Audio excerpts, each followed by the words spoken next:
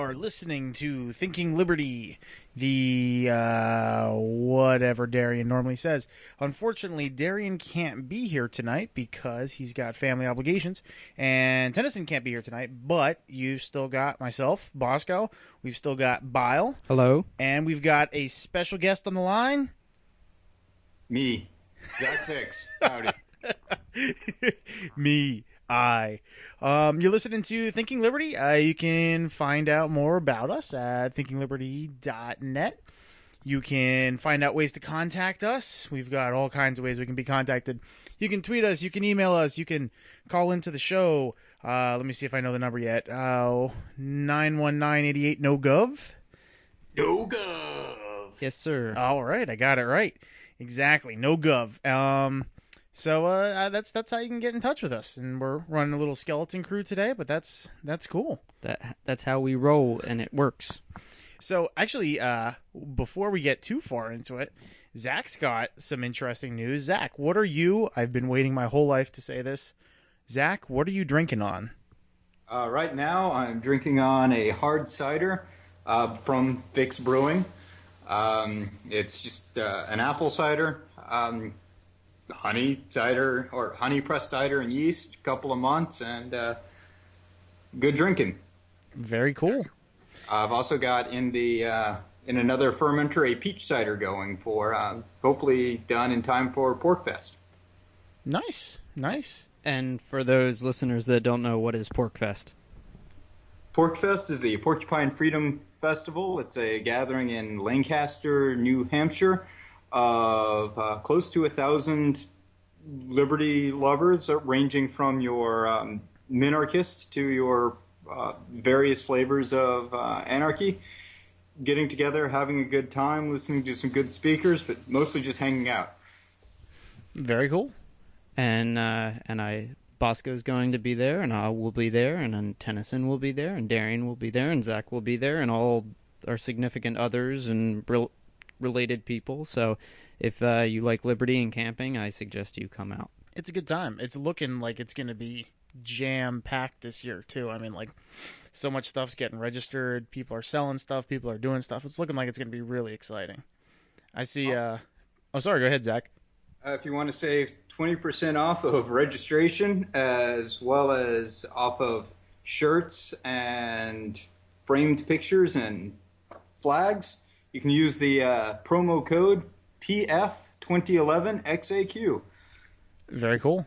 I actually got a flag this year because I ended up getting my registration for free because something I donated to. Mm-hmm. So I took the money that I would put into the registration. And I was like, oh, we'll get a flag then. So I'm going to have a cool flag. There you go. One of the porcupine flags? Yeah. Cool. I like those. So what are we talking about today? Well, we got a couple things. I thought we'd start, if you don't mind starting with this. We got some I would call it fan criticisms, which we love, by the way. If we say something that you disagree with or you want to know more about or hear more about, you can fire us an email and at contact@thinkingliberty.net, and we'll address it. But here's the email I got. It says, this one's mostly to Bosco, who is my hero because he has a beard. Aww. In the most recent episode of Thinking Liberty, expletive, you talked about the 3 to 15 people who planned, or let's say made possible, the Egyptian Revolution. They sent some people this way as bait while they went another way. You, Bosco, said that it was creeping you out because they were using other people as means to their ends. And here we go. I say, having read Max Stirner and Ludwig von Mises, all actions humans undertake are means to some ends. You cannot interact with someone without making them a means to your ends. When you take your girlfriend to White Castle, which I did, you are doing that as a means to your end, making her happy, or something, my other, more nefarious ends. There is, in my opinion, no distinction to be made between using people as means and letting people be means to their own ends. If you want people to be means to their own ends, that is your end. It's like when I give to the poor because I want them not to starve, I am following means to my own ends. Just saying. Very good email. But yeah, what I wanted to say was it kind of reminds me of my friend Josh recently read The Virtue of Selfishness, and that whole idea that every action you take is effectively going to be a way of achieving something for yourself. right? And you want XYZ to happen such that you take this action. These things that sometimes seem very altruistic are not, I wouldn't say they're not necessarily that way, but they are a way of achieving something you want. Kind of reminded me with that whole idea. So I guess I can see that, and I would concede that in this particular email, the way he's saying it is right. I certainly do use people to get what I want. I do it every day. I do it somewhat unconsciously sometimes, but and you have no choice in the matter. Right, exactly. Where I have a problem with it is if you do it without the other people knowing in a nefarious fashion. So I think actually this gets back to a discussion we were having earlier. But I think if you basically manipulate people, right? If you try to make them do something they wouldn't normally do, given extra information that they do not have. Given extra information they do not have. Help me out with that one. Well, I mean, if you've got, in the case of Egypt, I'm assuming you believe that Group A or whatever supergroup was telling Group A go one way while telling secretly Group B to go another and using A as a diversion. Right. And your complaint isn't that A was used as a diversion, but it was used as a diversion without their knowledge. Mm-hmm.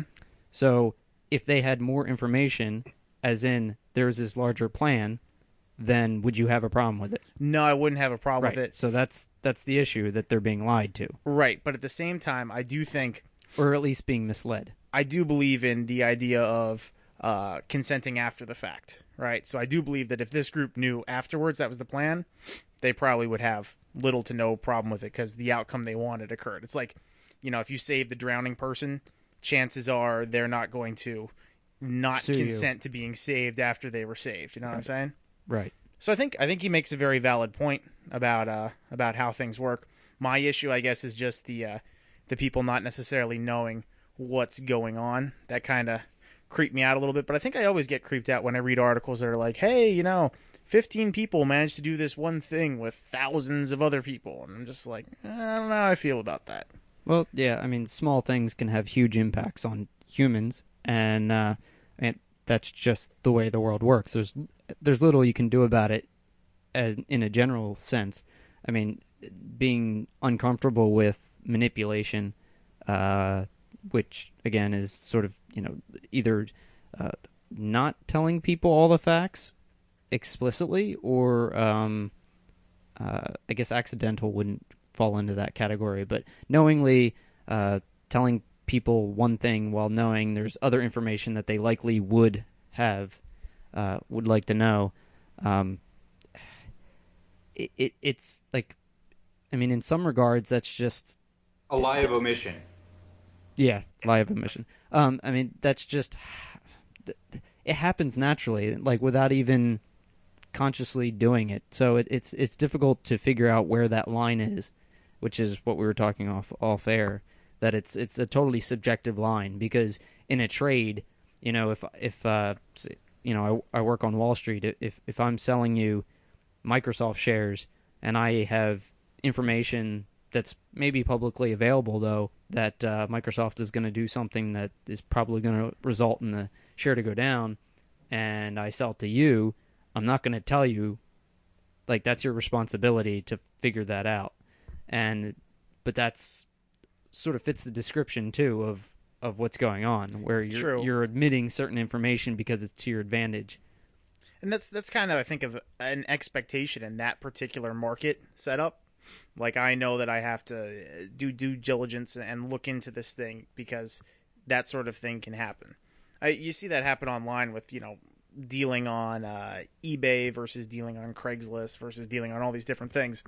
You have different expectations depending on what kind of market you're functioning in.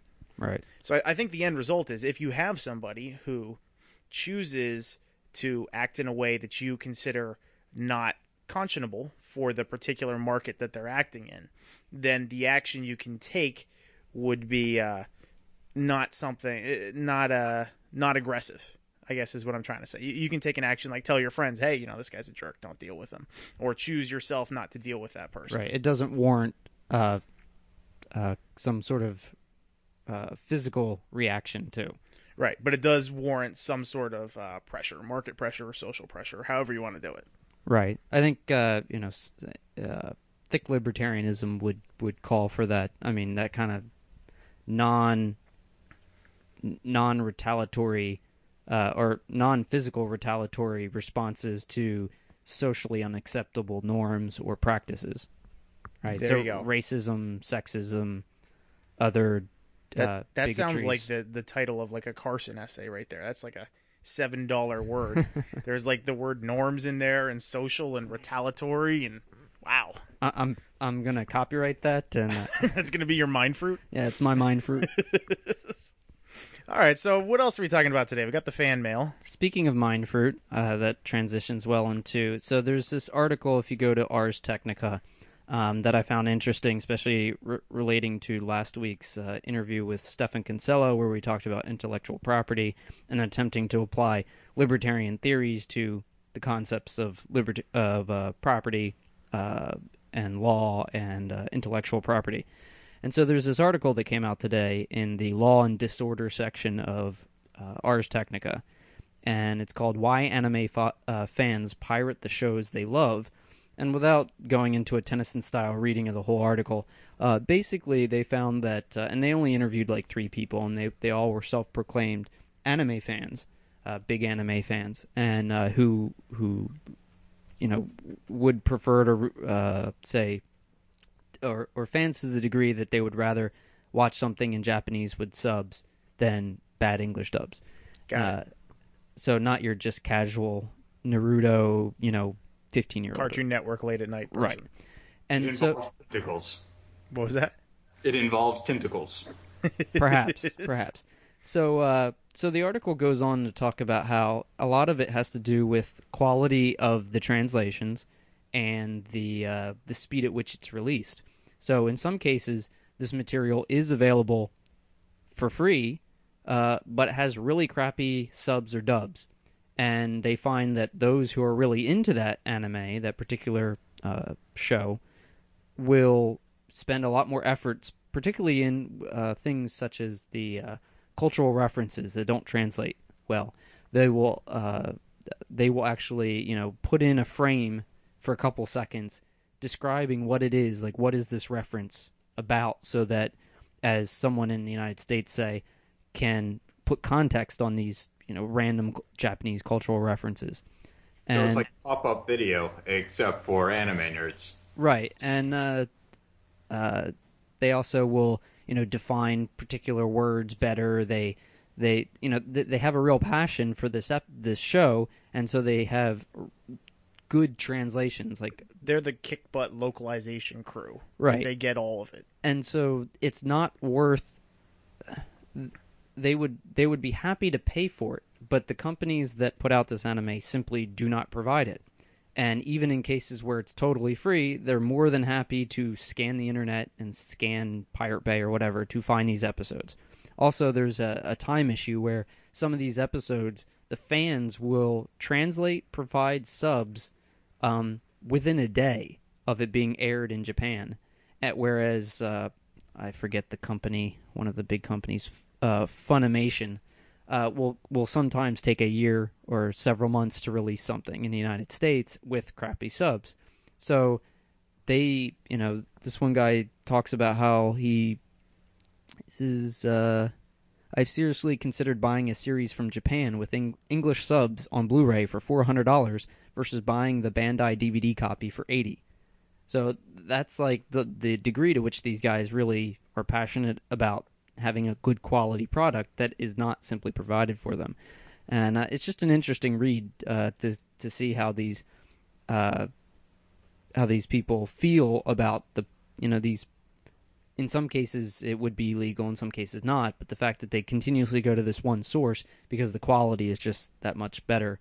And I guess sort of the problem is that some of these companies are going after these people, even in cases, I think, where it's freely available because it's not, a licensed channel. Sounds kind of like the company should be hiring these people, but maybe it's such a small market that they wouldn't be able to support another person's salary or something like that. Yeah, I don't know. You would think that having a translator it's like software development, video game software development. Those guys don't get paid as well as programmers in other fields.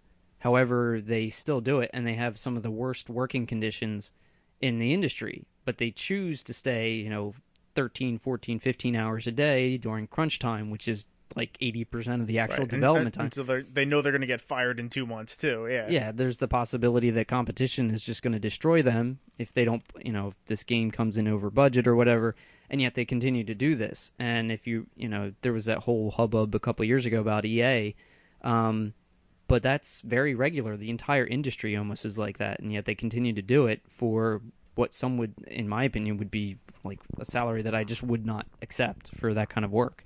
And yet they still do it. So in this case, you've got these fans who want to translate these movies and TV shows, and I would think you'd still be able to hire like one or two of these guys who are dedicated to a show, and pay them cheap, pay them the same amount that you pay the crappy guy now.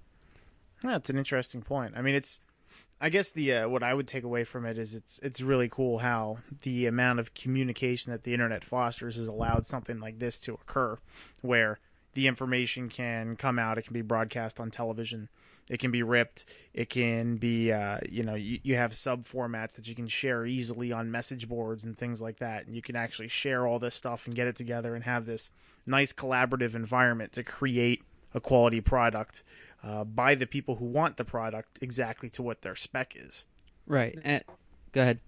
I wonder how much of the slowness and less so the lack of quality, more so the horrible slowness waiting for stuff to get over here comes from licensing issues or distribution issues. We work with company I work for deals with international licensing of content and internet access to that content, and it can be a real pain for putting it up online or even releasing it one place or another within so long because of licensing issues. Funimation creates it or Bandai creates it. How long does it have to remain with certain Japanese television station before it can become, the OTA version before it's allowed to be released stateside? And then if, at least with the dubs, I wonder how much of the, you have to deal with the Screen Actors Guild using only certain talent.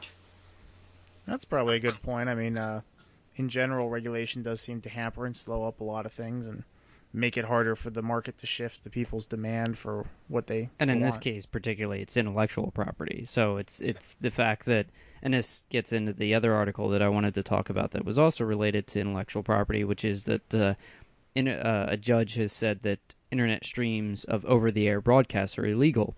So in this case, you've got a market failure in the economic definition of the word, where you've got a product that's being broadcast, but you have no way of monetizing it particularly. I mean, in this case, it's been fixed through advertisement, but you're broadcasting something and you have no way of controlling who consumes it. And so this judge is saying, well, you don't have a license to grab Fox News or grab NBC, ABC, whatever is being broadcasted over what's supposed to be public airways, right? I mean, technically the federal government owns it, but they call it the public airways. But you have no right to consume it in the way you wish, even though the company that's distributing it is doing so in a totally analog and, well, now digital, but a totally open mechanism.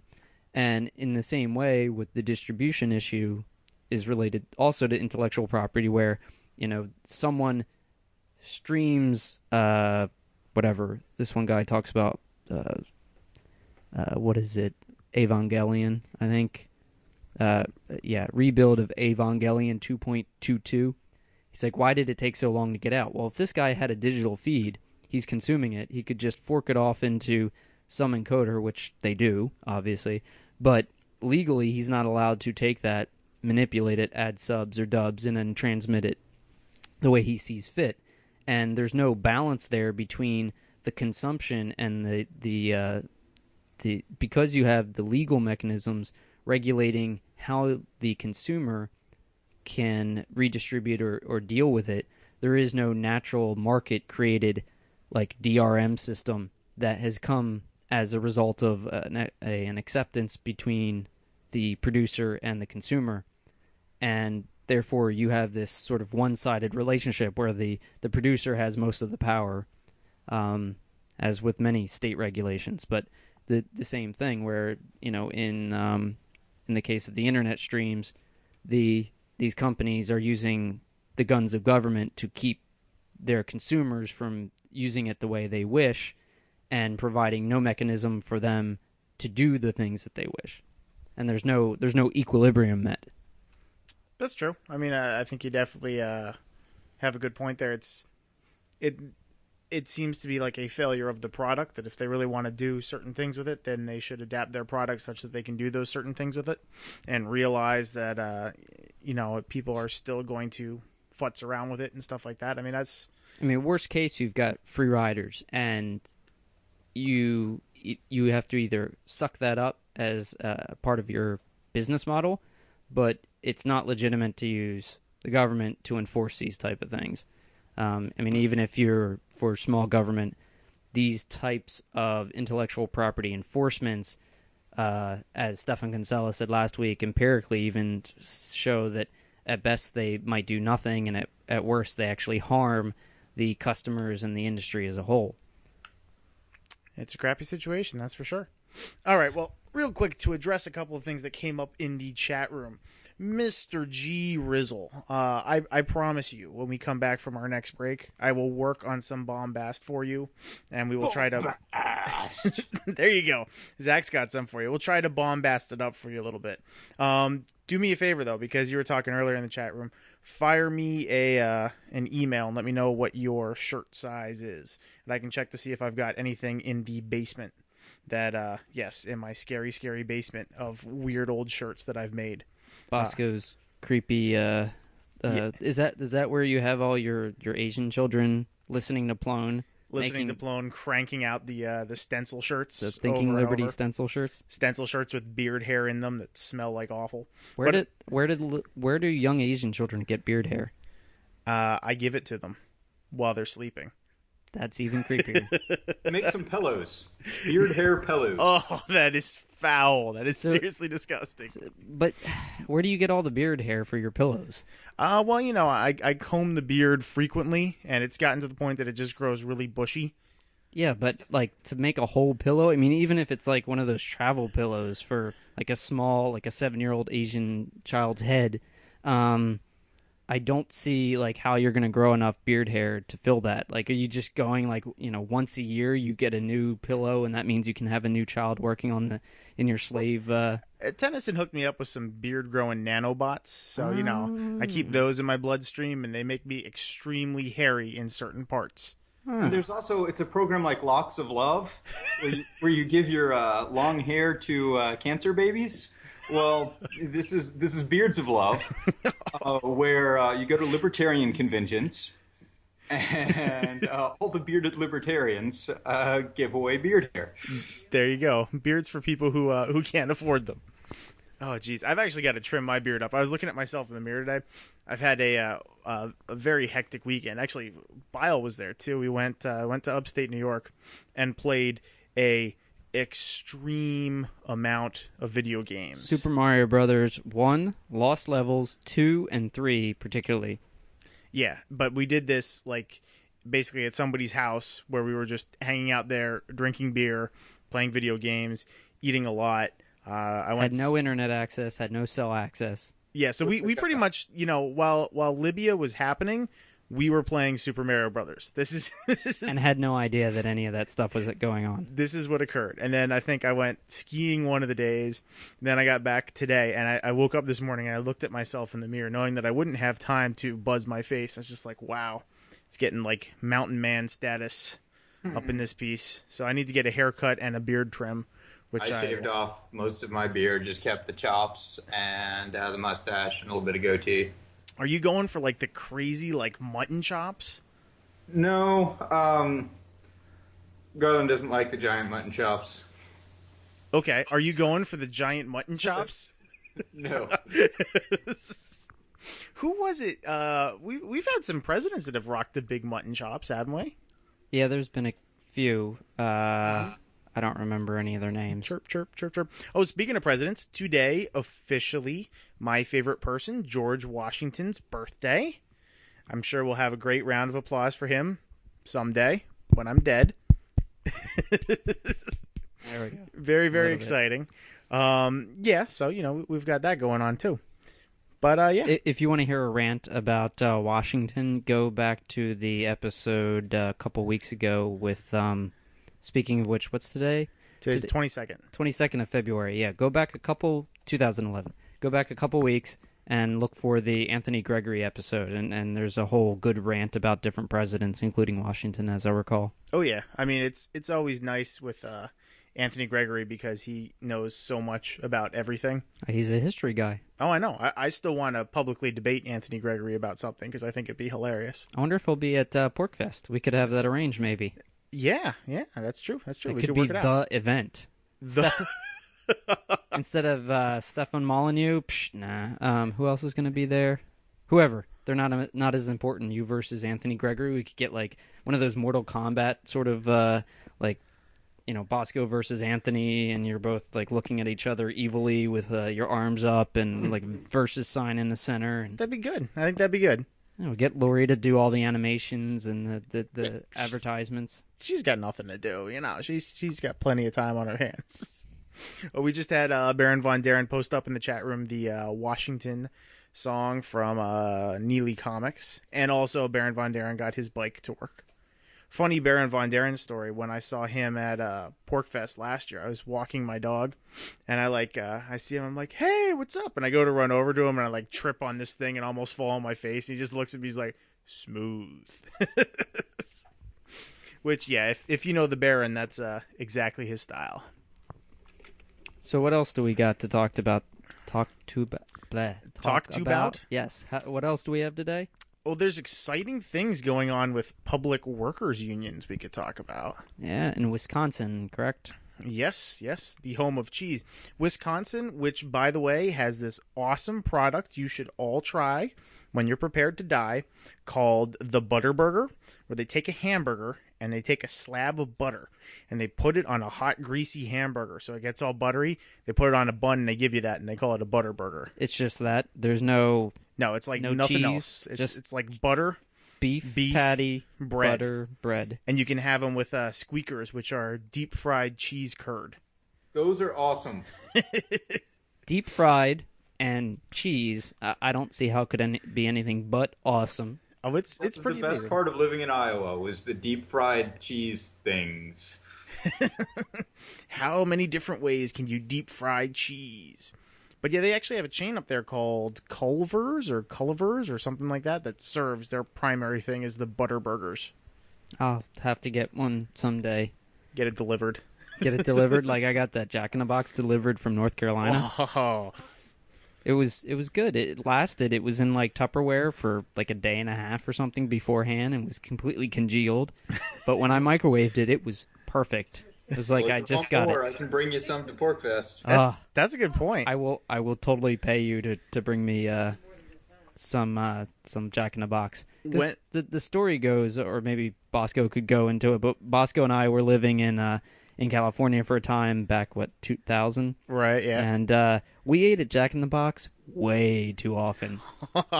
It was good. We were living in California, which we were living in the North Bay region, and it's really hilly. And we could basically, if you wanted to go anywhere, you had to bike there. And it was like 2 miles to work, which isn't bad at all.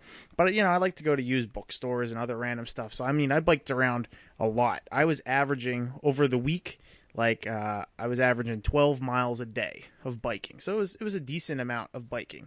And, on the weekends, I would bike a whole heck of a lot. And I ate at Jack in the Box all the time. When I went to California, I weighed about 235 pounds, right? And I increased my calorie intake of sheer Jack in the Box proportional to my amount of exercise.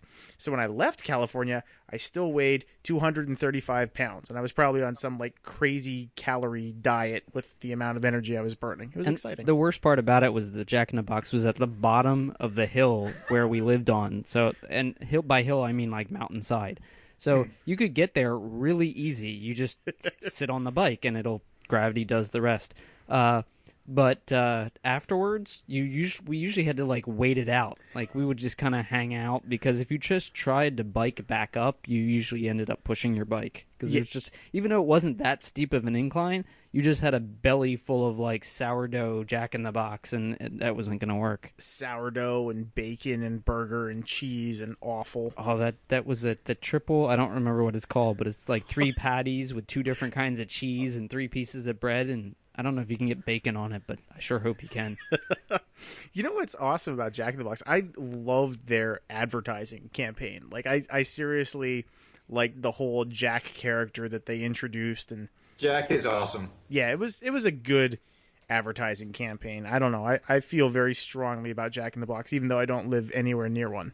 It was odd when I used to have cable, and occasionally a Jack in the Box commercial would come on, and it would just like tease me because I really wanted Jack in the Box, and you know, there's the closest one is like 16 hours away down in North Carolina, Yeah, and the closest one is by Zach's house. That's the closest one. And so I just didn't understand how the hell did a Jack in the Box commercial end up on TV in New Jersey? Yeah, it's not fair. That's what it's not. It's not fair. They're torturing it's not you. fair. It was actually directed just towards you. That's manipulation. Oh boy, Jack in the Box. But anyway, how did we get here? We were talking about Wisconsin, and we were talking about butter and burgers and delicious things, and what's going on with the unions in Wisconsin right now, the public workers union specifically. Well, there's I guess the way that it's depicted now. I obviously don't have firsthand knowledge of this, but according to all the things I've read, the unions are claiming that the Republicans, being the Wisconsin governor and the senators, are trying to break up the unions.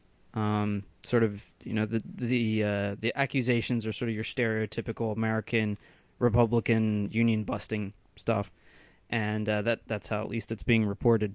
And then you've got all these protests in response, both from the legislature. I guess all of the Democratic senators have gone on hiatus and refused to come back because they need so many votes to pass this bill that they want, and they're like one shy, and they've got X minus 1 Republicans, 1 independent, and so many other Democrats, and so they're trying, I guess, none of the Democrats are willing to go with all the Republicans, and so they're trying to convince the independent who's saying that they need to sit down and make a compromise.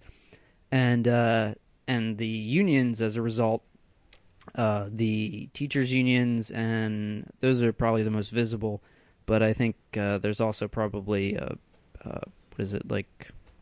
Well, the police and the firefighters are exempt from it. Yeah. The teachers' unions are in it with the nurses and hospital workers. And I guess what's supposed to happen is, I haven't found the bill itself, but the way that the union is making it out to be is that collective bargaining as a whole would be removed.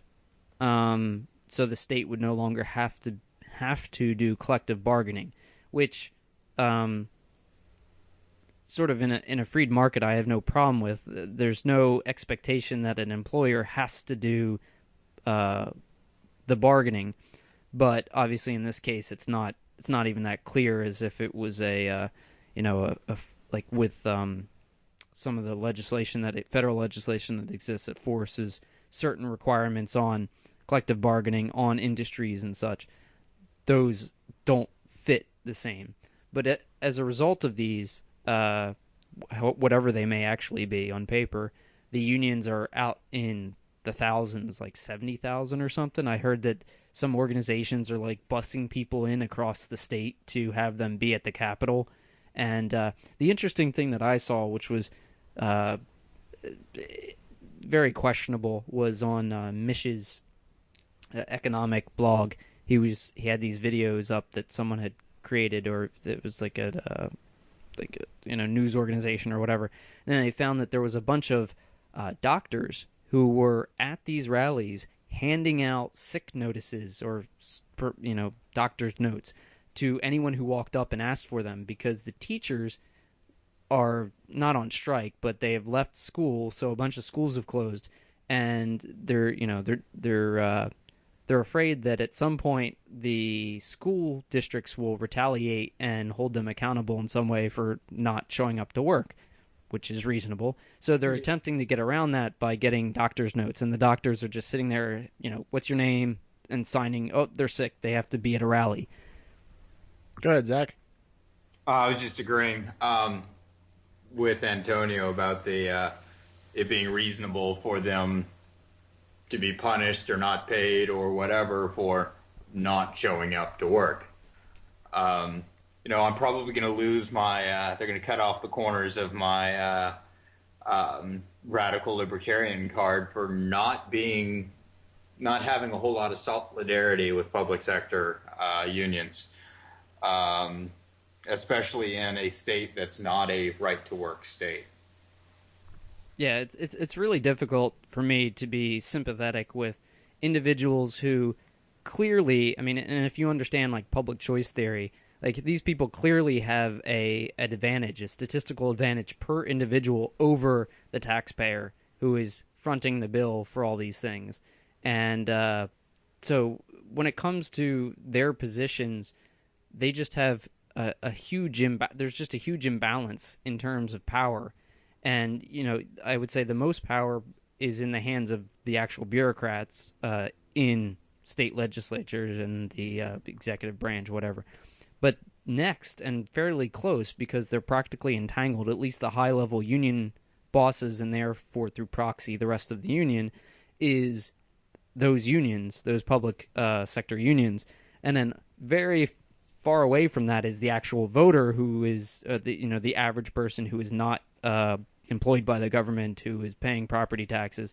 And those people, like on an individual basis or per capita, whatever you want to call it, per individual basis, have so much less power that I can't feel sorry for these people, and the solution is difficult. And this comes, Baron von Daren was talking about this today with regards to Murray Rothbard in the 60s, I think, was talking about how in these sort of cases he thinks it's best to just hand it over to those workers who are dealing with, or manning these, the schools or the police department or the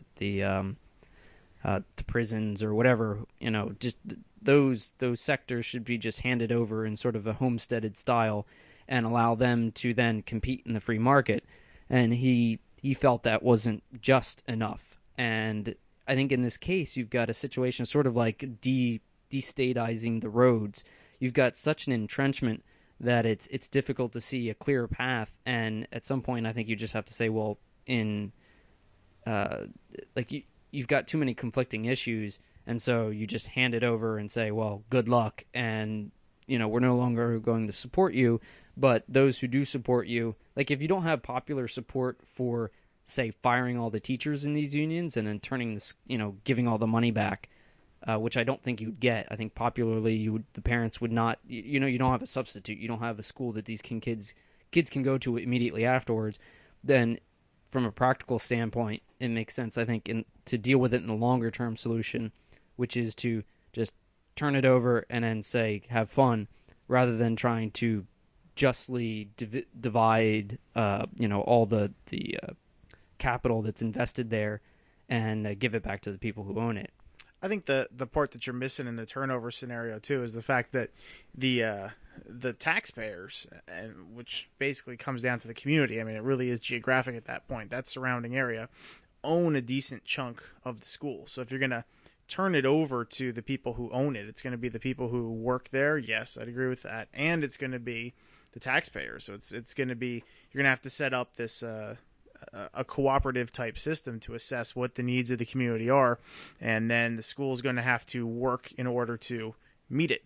And if they don't, then it needs to be designed in such a way that the school's not going to be successful, or the school has the means to get rid of the people who aren't meeting the expectations of the parents and things like that. I mean, personally, myself, I really think the way school should work is a equal share between the student, the parent, and the teacher. I think all three of those people have a controlling interest in what goes on there. But I also recognize that if that is the situation, you're talking about something that's going to take maybe even a couple of generations to work out. So parents who may not value education or may not be willing to accept responsibility for budgeting for the education of their children are going to have to learn that that's an important thing that you do in life. And I kind of worry about the transition period, as I think we all do. But ultimately, I think the people involved, the students having responsibility and the parents having responsibility, as well as the teachers having responsibility, is the way to do it. And everybody's just got to man up and take responsibility. Yeah, and I think the unfortunate part is that in some of these cases, it needs to happen. Like, something needs to occur rapidly, because they're,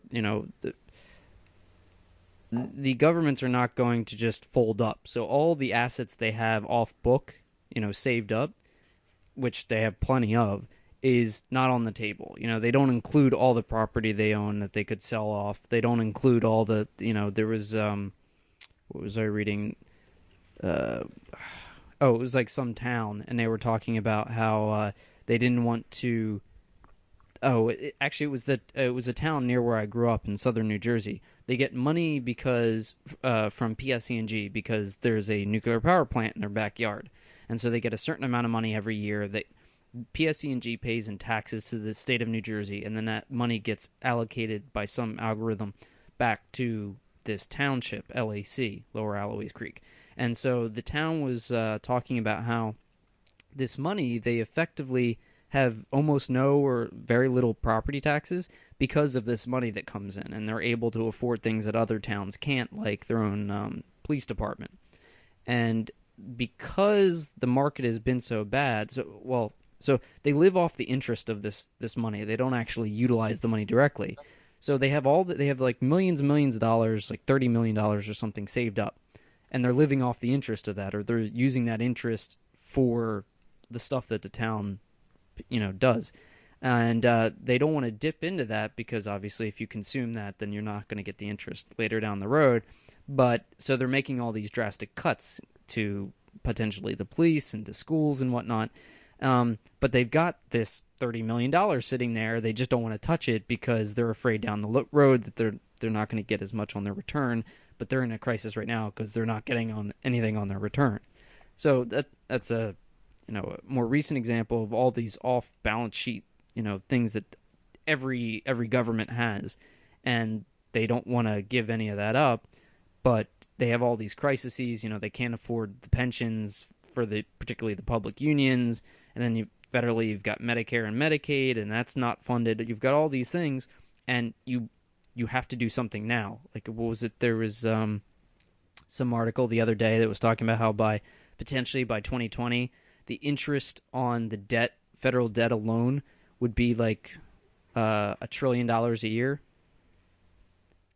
Nice. Yeah. So you just can't afford. You can't afford the interest payments on these things. So something must be done. Something must be done in relatively short period. You're talking like a year or two.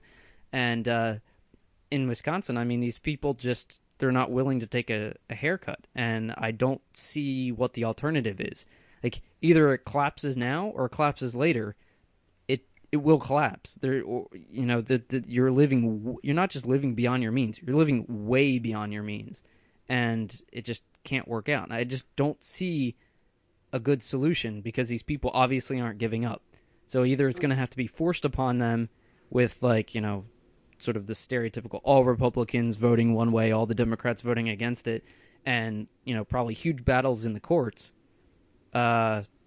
or the taxpayer gets screwed now and really gets screwed tomorrow.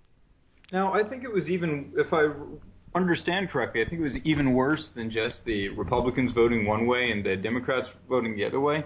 If I understood the articles correctly, the Republicans have enough votes to um, change the whole collective bargaining thing, and that part of what they're going for is decertifying the unions, but letting them vote again, because it's a they can re-get those collective bargaining rights. But there was, I forget which some other Republican held state recently did something similar, and when they brought it to a vote and let the now de-unionized people come vote for it, only like 28% actually supported reunionizing.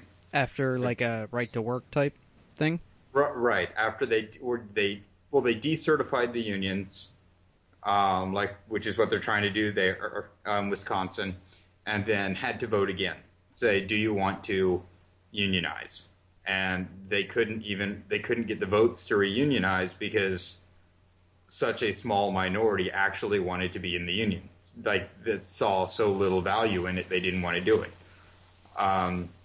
But from what I understand as well, again, I could be mistaken, the Republicans have the votes, but they need at least one Democrat to physically be there to have the vote. And they've snuck across the state line. Like the Democrats have just left. And the reason they left the state was supposedly so the state troopers wouldn't come after them and bring them to be there to vote. Even if they vote no, it's just someone has to be there representing the other team. Yeah, that's a part of it too. One thing you got to keep in mind too, if you work for a state employee union, is you lose a decent amount of your check, even if you're not in the union. So you still lose 80% of the dues, and that still goes to the union, even if you choose not to be in the union. So you end up with a lot of people who are very, very bitter about that fact. And the union also has a tendency to protect the interests of the people higher up in the union. So they send around surveys and they ask, what do you care about? What do you want us to bargain for you? Pick one of these 5 things. And the 5 things for us are always like, it's like, do you want health care, salary guides? Do you want to worry about tenure? Do you want to worry about, like 2 other things like that? And then they have the other column. And I'm always like, check. Other column, things I'm concerned about. Autonomy in the classroom, complete control over the grade a student gets, things like that. Things that matter to me that I see eroding the product that we're attempting to deliver. And almost always that gets swamped out by people who really care a whole lot more about health benefits and pensions and things like that. So your young idealist teachers who are very, very concerned about the profession tend to be shouted down in the union by these other people. So I could understand why you wouldn't be able to vote them back in, because teaching, 50% of teachers quit in the first 5 years. So there tends to be a lot of young people in teaching all the time. And if you can't win that vote, then you're not going to be able to get the union basically reinstated. Right. Concerning what some people are talking about in the chat room, actually in Jersey, there's going to be a rally in Trenton on Friday in solidarity with what's going on in Wisconsin. The NJEA is heading that up. And I'll be there with Darian Warden's Free the Schools pamphlet, which I always love to hand out at those particular events. But the thing that whenever I argue with union leadership, it's always, okay, you really don't like what's going on in the state. Yeah, this is terrible. They're trying to break up the unions. All right. And you feel that you've got a lot of solidarity. Yeah, that's great. Okay, so stop giving the state-mandated tests. Stop accepting the state money. Call the community in. Say, hey, we've captured the school. The school is ours. The school is yours. What should we do? We don't have to worry about state curriculums or anything else. What are the needs of your students? What would you like to see? We can improve things as much as we want. We're fully autonomous now. And effectively, I think if you take that approach, you've got the won't somebody please think of the children argument literally all to yourself. It's kind of a hard thing to fight with, but the unions don't want that. The unions want collusion with the government and the Democrats to make more money. And I mean lots and lots of money. There's a whole lot of money out there. And on that note, I think we should go to break. Okay. And when we come back, we'll talk about other stuff. And have more bombast. We'll try. Bombast. Bombast. Do you want to be free? I mean, really free. American free. Well, my friend, freedom isn't free. We here at the military-industrial complex know just how much it costs to supply the government with all the people-killing power it needs to spread peace and freedom. Sure, we may make a ton of money off of slaughtering other people, but isn't that the real cost of freedom? But for the cost of one stealth bomber, we could send 150,000 Afghan children to private school. Surely our money could be better spent helping people than sawing them in half with gunfire. You're exploring the... Pipe down, hippie. That's un-American. Everybody knows that the best way to ensure peace is to develop new ways to kill people, and if we should happen to turn a massive profit off of state-sanctioned murder, then all the better. So support your local war profiteer, and remember, these bombs are for freedom.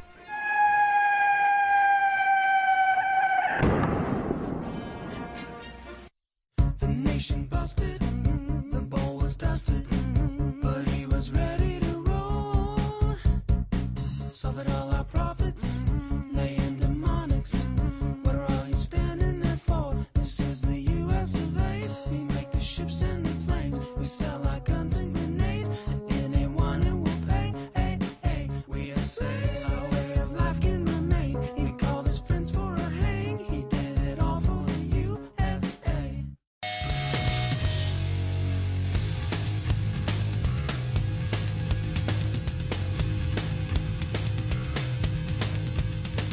Check your diction, search your memories, create your history, still not true. Write your novel, pick and shovel.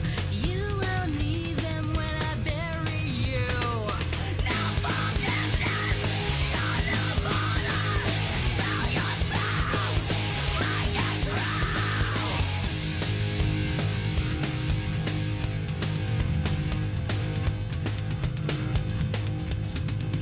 Check your grammar, your bad nature, exaggerations, still not true. Ask your question, listen closely. Here's your answer, it's still fuck you. No forgiveness, you're no border. Sell yourself like a drown. There's no price tag on my conscience. Here's your answer, it's still fuck you.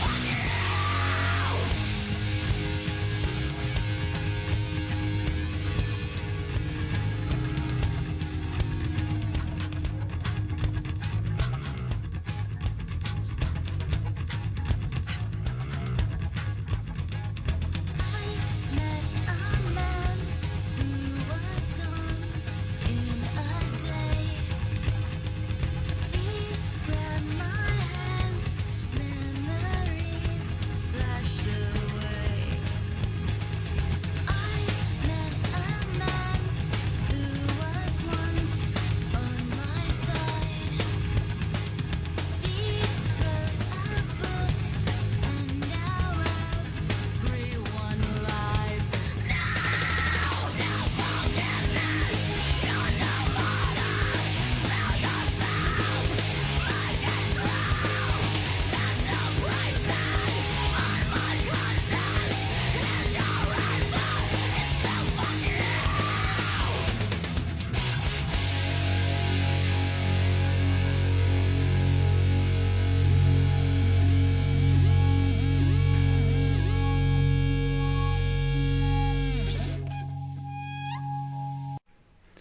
Biggity, biggity, biggity bombast. Oh, my name's Darian Warden, and I bombast stuff with my basting of bombedness. Yeah, Can't do it. that was really pathetic. Oh. Fail. Now I'm sad. All right. Anyway, back to the seriousness. We have an interesting comment from Zach. So go ahead. Could you repeat it for the listeners? Sure. So I wanted to ask you specifically as a edumacator, what about as a stopgap and on the transition to a market-based school system, what about putting an income cap on public schooling? Like if you make more than your family income is more than X dollars a year, or divide it by the number of loin fruit you have. If you make more than that, you're responsible for funding the education of your own child. Public school as making it more a progressive income thing instead of a middle class welfare. That's kind of interesting. So are you saying that if you make above X amount of dollars, then you could, or then you have to basically pay to send your child to the public school, or you could pay to send them to any other school that you want? I'd say both of those would work. You can ideally, I'd like to see, again, as a stopgap thing, something like the Belgian funding model, where you get X number of dollars per child and school choice. So you can choose whether you go to the public school or that much money goes to a private school, whatever. And if your school sucks, your school can go out of business, like a public school can go out of business. But again, have that cut off at family income is X dollars per child. Okay, so if you have above, so you can take however much money you want and apply it to your child, but if you're making below a certain amount of money, then the government steps in and applies money to your child up to a point. Is that what you're saying? Right, and you can use it at the public school, or you can use it at a private school, and public school can go out of business if they're not providing enough bang for the buck. Interesting, because I mean that's kind of I'd say that's kind of where they're heading now with the push towards charters. I mean, you're seeing a lot. I bring up Louisiana post Katrina a lot because there they've got a lot of charter schools. We're getting more charter schools in New Jersey, and they're pushing through the school choice bill. I don't know if that was defeated or not, but basically the idea being that they tie a certain amount of money to the student, and then the parents get to choose basically where the student goes. The criticisms of that system tend to be that parents will, because your students are only in school for about 4 years, it behooves the parent to move them to the best school that they possibly can. But as soon as schools start getting hammered with students and become overcrowded, they rapidly drop down. So people tend to argue that it would make the whole transitioning system a little bit too volatile. Personally, whenever somebody argues that with me, I always say, well, eventually, it's going to get sorted out. The parents are going to have to learn that, moving around has a certain amount of detriment. So they've kind of got to pick something and stick with it for at least 4 years. And to me, it seems like when a new restaurant opens up, just because a lot of people start going there and then a few later on, less people go there, doesn't increase your likelihood of getting food poisoning. That's true. I mean, you're still going to, you still want the best product. And the school can say, all right, this is our capacity. We're not taking more at this time. But I think more important than the choice thing is a fade away from it being middle class welfare. That will allow less funding overall to need to go to schools, and hopefully, ideally, less taxes. Because I'm not paying. Say I had loin fruit and I don't want to send them to public school. I'm likely paying twice. I'm paying property taxes, and then I'm paying property taxes to pay for their schooling, as well as paying for their schooling. Or say I don't have loin fruit, I'm paying for education I can understand from a progressive standpoint, I don't agree with it, but forcing people to pay for it. But there is no point in someone making $20,000 a year paying to send someone who's making $150,000 a year kid to the same school. Yeah, I mean, I could definitely see that.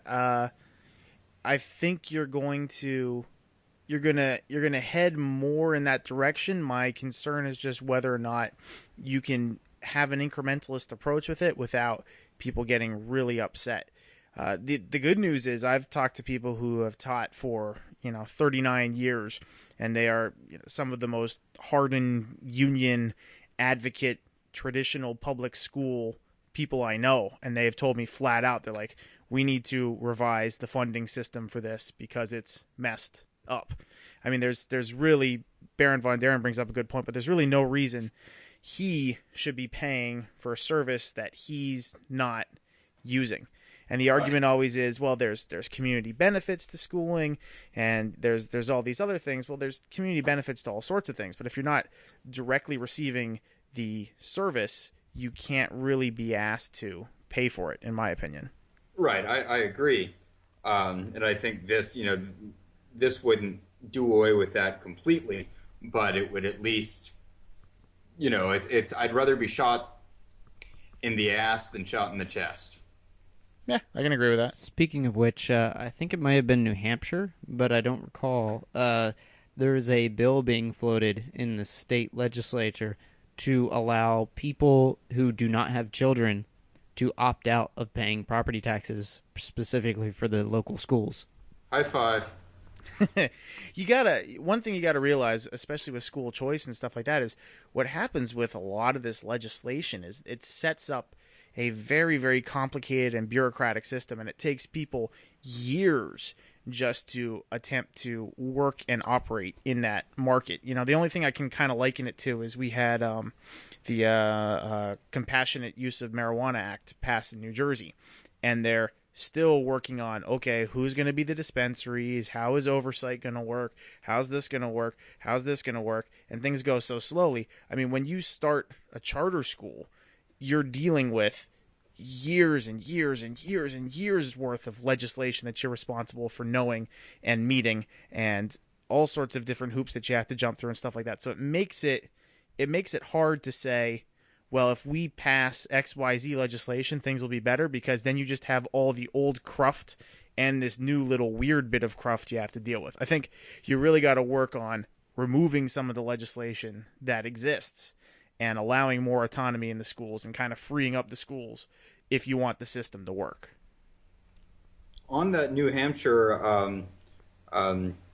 bill about opting out of certain parts of taxes, I'm all for again, as long as the state exists, give me a line item tax bill so I can not pay for, right now they're debating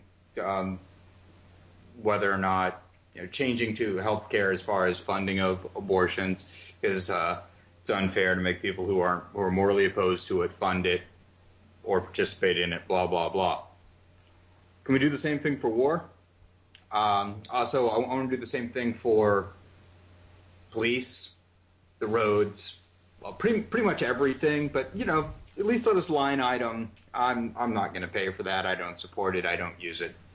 Well, I think if, of course, if you took that to its fullest degree, we end up with panarchy or some sort of anarchic system. But I think if we can get a couple probably the moral issues like abortion, if you can really push that, I think if you can get something like that where that is optional, like if you can find any one, it's like getting your foot in the door, or if you can find one thing that you can push to the degree where it does open up that optional taxation thing, then you could potentially use that to the advantage of going further with it. And unfortunately, it's probably going to, like, the positions in which exist where that could be possible are not things that libertarians might back, but might, like, strategically potentially would allow us to push for that even further. If the state's going to allow us to opt out of, trash service now, well, why can't we opt out of getting the leaves picked up? Or why can't we get out of, snow plows? I think you got to be careful, too, with how you phrase that argument, especially when it comes to the schools, because the way you'll be pinned a lot is, well, obviously you just don't care about kids or things like that. So if you phrase the argument like, well, I don't use the schools. Why am I paying for them? There's a good chance that somebody will look at you and be like, okay, you're this, basically scumbag who doesn't care about things. I mean, semantically, that is the argument that has to be made. But I think like Ian Freeman of Free Talk Live does well. He's like, I'm not opposed to education. I'm opposed to indoctrination. And I feel that these systems you don't have to, even that's charged language, but in that way where you're saying, I'm for donating money to kids who can't afford schooling or education however they want it. However, I don't think, you don't allow me to do that. And if you allow me the option to veto the tax dollars for this education, I promise, or just give me an option, like give me every school in the district that's licensed, and let me pick which school I want to donate, and 5% here, 10% here, whatever. I think the one of the better ways to phrase it is to actually say, I'm for having parents and students having more of a stake in their education. So why should I have a controlling interest in something that involves your kid? Why shouldn't it be your system with the parents and the teachers? I mean, Baron von Deren's argument he's not going in and saying, well, I think that the school should be run this way. I think this should happen. This should happen. He's saying, no, I really have no stake in this. So it should be left to the people who have a stake in it. It should be left to the kids. It should be left to the parents. It should be left to the people who work in the schools to determine all together as a group what should happen. And I think that's really kind of the way you have to. I think we all agree with that. The problem is whether or not that step is plausible from where we're currently at. I don't know that that's a step that anyone is really willing to take, both the parents, the teachers, or the students, given things like that's going on in Wisconsin, because they're not really concerned. The unions aren't concerned about the children. The children are concerned about the lies that the teachers, the unions have projected onto the children. So they think they're concerned about the teachers when they really aren't. And the parents, almost in the same way, are, have had the wool pulling over their eyes and think that they're supporting teachers who honestly are trying to help their children, and in fact, either maliciously or not, are not. See, but the teachers, you got to understand, the way the union works, and the best thing it's got is that really strong solidarity, to the point where the teachers are already saying, we are so upset about this that we won't work, which I think is giving up the moral high ground. You could win so much more support if you said, we are so upset about this that we will refuse to comply with any state mandates. And we I will agree, but that's not what's happening. And the teacher, and the children and the parents are supporting the teachers' actions as they occur now, which is not the most optimal thing. We all agree. I think the teachers and the parents aren't aware of the alternative. They're not aware of going back into the classroom and saying, okay, we're going to do what needs to be done for the sake of the kids. I agree that the parents don't. I think the teachers certainly do, and the teachers don't care. Because I don't see how you can't, because they had more power before. They have, just in our lifetime, in the past 30 years, the size to which the federal government has involved itself into local education has increased tremendously. And I don't see how any teacher that's not like 25 can't see the encroachments that have occurred both at the national and state level. You got to understand, too, you got a lot of teachers who are 25. That's in that, 4-year window out of 21. I understand that, but so you've got a lot of people who are ignorant, and a majority of them who probably have influence socially over them, the elders who have tenure and all that kind of stuff, who aren't interested in that. Yeah. Because, in my high school, in my grade school, many of them were over the age of 40 or 50, and the teachers were protesting because they wanted salary increases, and so many students supported them. I was one of the few that didn't, because it wasn't clear that they were actually doing it because they cared about the students, yet everyone supported their actions. And there was also issues of control and stuff, but this was back in the mid-90s, so it was before all the No Child Left Behind and stuff. So even then, there were still bitchings, because I was close with many of the teachers. There were still bitchings of control and all these things, and so clearly they know that this they're losing control, but they want the security, not the control. They don't. They care more about security and less about the children. I think you're underestimating how ignorant the majority of them are. I think there's a lot of people who look at it and go, well, there's no way but this way, and then they get an email that says, hey, show up here and bang a drum at this particular time. They go, oh, well, obviously this is the solution. There's a lot of people who don't want to look at the other. They might not want to alternatives. admit it, but I don't see how they can't see it because they've lived through it. They complain about these issues, and then they may accept that there is no other way, but that doesn't mean that they're ignorant of any other way. I don't think that's not the same thing.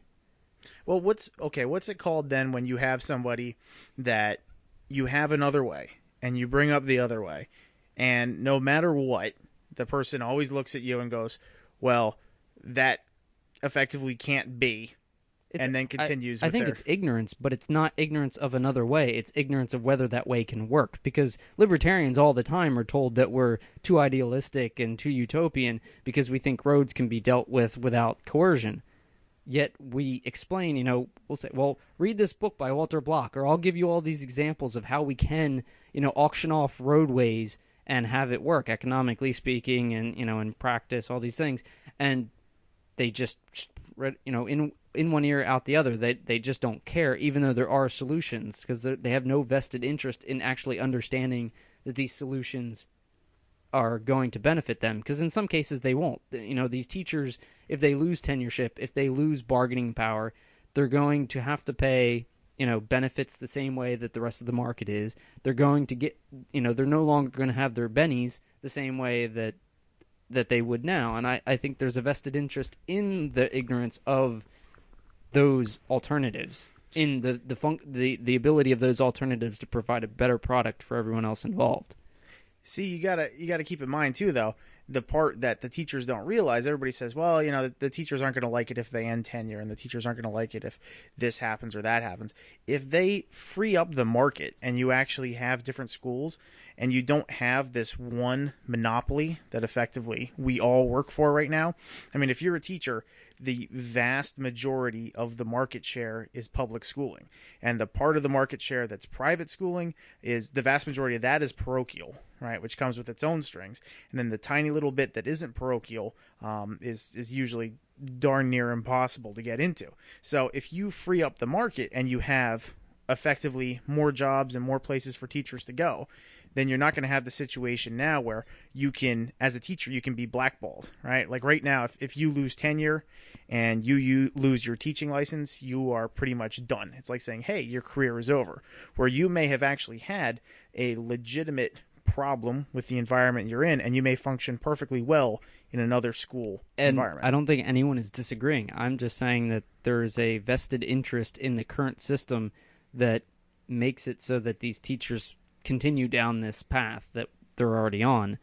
Right. If you don't have to compete on the market, and you're dealing with politicians, part of it is an incentives problem, part of it is a time preference problem, and part of it is, like we've been discussing, a knowledge problem. With the incentive problem and the time preference problem, you've got the teachers, the schools don't have to compete on the open market.